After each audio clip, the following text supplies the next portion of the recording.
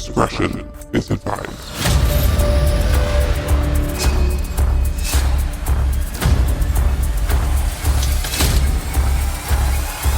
This is 10-Minute Murder.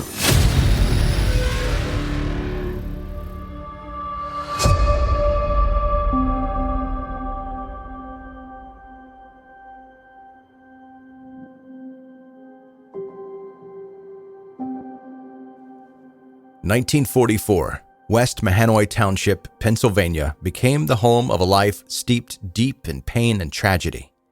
Timothy Wayne McBride had just been born to Charles McBride and Fern Yost. Only a year later, the scene would be set for a winding trail of death and destruction when Charles left Fern and their 1-year-old son to fend for themselves. Chasing after jobs and trying to keep afloat, Fern moved Timothy and herself from place to place, never staying anywhere long enough to establish a home and grow some roots before moving on to the next. Timothy would later describe his relationship with his mother, especially during these times, as cold and unaffectionate. But in 1950, some of that turbulent and unstable childhood changed. Even though Fern was still emotionally distant from her son, that wasn't always how she was with others. And when Timothy was around 6 years old, she married Bernie Krajcir. Bernie adopted Timothy as his own, but by the time Timothy had gained one stable parental figure in his life, he'd also already taken the first step down a very slippery slope. At the age of only 6, Timothy made his first acquaintance with the law when he was charged with his first crime. He'd stolen a bicycle, been caught, and with that came his first blemish on his criminal record. Only 4 years later, and things had taken a drastic turn from the relatively harmless to the beginnings of something extreme. Timothy began showing signs of obsession and possessiveness towards women, or more accurately, one woman in particular. Fern became the target for Timothy's sexual and emotional desires, further driving a rift between mother and son. Timothy acted out these urges in any way that he could. He started wearing feminine clothing and stalking other women. By the age of 13, Timothy had established himself as an exhibitionist who often got caught fondling and groping women on the streets. By the age of 17, Timothy had left home and appeared to be trying to correct his course. He joined the Navy as a cook, but his attempt to stay on the right side of the law did not last for very long. Only 14 months into his training, Timothy was dishonorably discharged for a crime that Timothy had become all too comfortable committing: sexual assault. Now, completely free of anything that could provide him with a sense of structure or even morality, Timothy was unleashed. One crime he later admitted to happened almost right after he was dishonorably discharged, and that was when he raped a woman in Waukegan, Illinois. He then stabbed his victim with a pair of scissors before leaving her to bleed out at the scene. The woman somehow survived, but her assailant was still free to strike again. That same year, Timothy attacked another woman in Chicago. His second victim also survived the attack, but this time Timothy was caught and convicted for rape and attempted murder. He was sentenced to 25 to 50 years behind bars, but he would get out after serving only 14. In 1977, Timothy was released on parole, and he seized his newfound opportunity. On the surface, he played the part of the reformed inmate and bided his time. As part of the conditions of his parole, he enrolled in Southern Illinois University, Carbondale, where he studied administrative justice with a minor in psychology. This would turn out to be the perfect degree for anyone learning how to avoid being caught for any future crimes that they wanted to commit.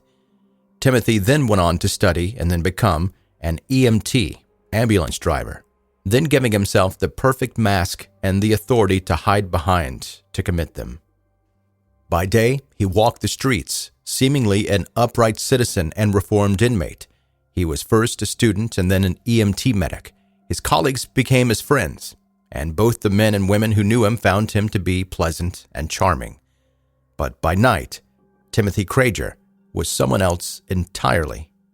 He stalked the streets, often traveling to other cities to help muddle the waters and keep the authorities off the trail of his crimes. In 1977, that very same year that Timothy was released, he broke into a home in Carbondale and stole a .38 caliber handgun. He then later broke into another home where he attacked a mother and her 25-year-old daughter.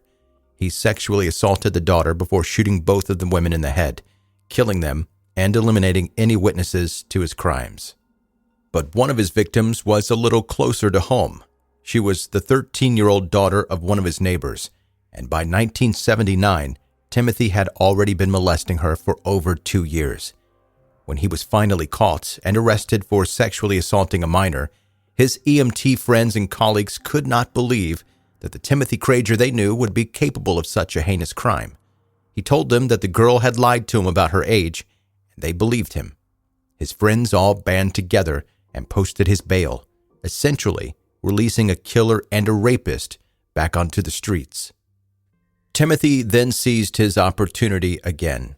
While out on bail, he attacked and killed 2 more women in Pennsylvania and raped a third.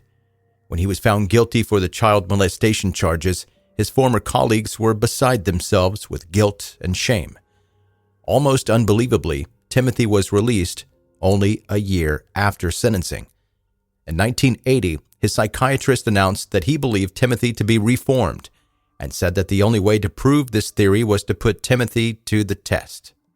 It's crucial to remember at this point in time that no one had connected the trail of bodies and assaults to Timothy. In fact, the authorities hadn't even pieced together that these crimes were being committed by the same person yet. Timothy had put all the knowledge he'd gained from his administrative justice degree to good use, but far from his intelligence, it was the lack of DNA technology that had actually kept him ahead of the investigators for as long as he would be. For the most part, Timothy only had to conceal his identity from his victims and keep variables in his MO for the authorities to think that maybe there was more than one killer out there.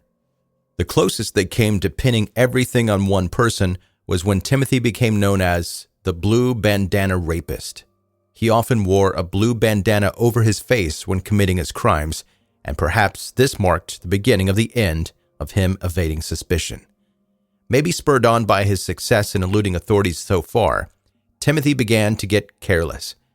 In 1982, he broke into a house wearing the same blue bandana.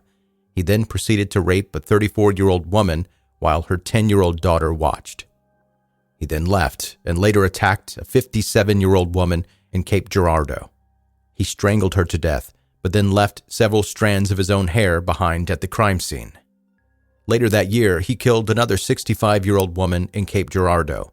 This time he left behind his blood, a palm print, and a bootlace that he'd used to strangle her, and even several of his skin samples were recovered under the victim's fingernails. Unbeknownst to Timothy, the noose was tightening. When he murdered 23-year-old Deborah Shepard, he would leave behind a clue that would unravel the long web of crimes that he had gotten away with so far. This time, the investigators recovered a sample of Timothy's semen from Deborah's shirt, and even though DNA technology had not reached a point where they could do very much with it, they saved and stored that sample, and the countdown began ticking. In 1983, when Timothy was 38 years old, the police found him sitting in his car holding a pistol, which was a direct violation of the terms of his parole. They arrested him, probably thinking that their job was done, but it was only the beginning. Behind the scenes, investigators had begun to connect the dots, and the technology was finally catching up to the point where they could start to prove that Timothy was guilty of so much more. In 2007, investigators ran Timothy's DNA against the semen sample recovered at Deborah Shepard's murder. The results were a match. When he was first confronted with this new evidence, Timothy denied this crime, but confessed the very next day. He still concealed his other crimes, but the other DNA samples he'd left behind over the short spree of his most heinous crimes were starting to catch up with him. When the victims' families announced that they would not be seeking the death penalty, Timothy Krajcir came clean. He confessed to the murders of 9 more women and at least 7 more sexual assaults. He was sentenced to 40 years for the murder of Deborah Shepard and another 40 for Virginia Lee Witt in Marion, Illinois. He then pled guilty to the murder of 5 women from Cape Girardeau and was given 13 consecutive life sentences. For once, it's pretty safe to say that Timothy won't be getting out of prison again. He is currently still serving his sentence at the Pontiac Correctional Center in Illinois, which is a prison designed for inmates who need extra security or simply can't follow the rules of other prison systems.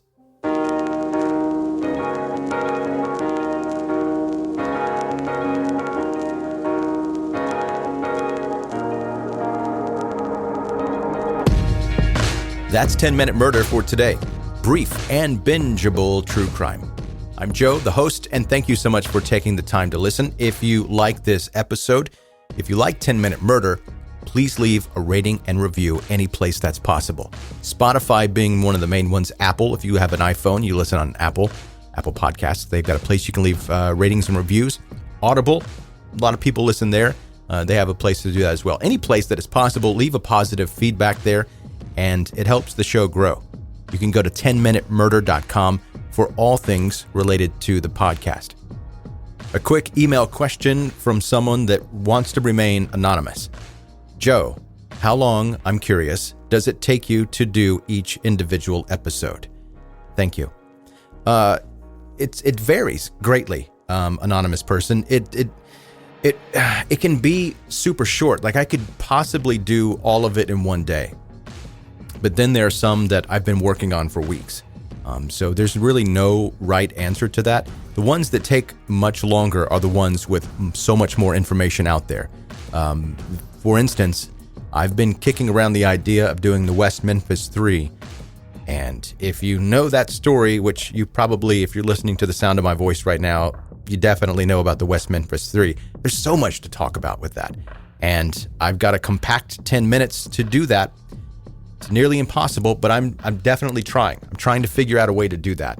I haven't quite figured it out just yet, but probably sometime in 2024, you'll hear me talking about the West Memphis 3 in some capacity. Definitely, that's on my goal list for 2024, is to do an episode, or whatever that happens to be, on the West Memphis 3. Anyway, that's it. Thank you for listening to another 10-Minute Murder podcast episode. I will see you on the next one. Bye.